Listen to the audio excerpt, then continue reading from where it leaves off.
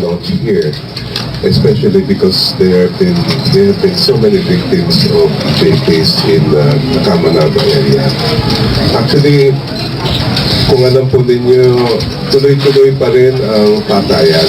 Hindi naman tumigil yan. Hindi lang po dito sa Caloocan, but we have been receiving continuous reports in different parts of the country.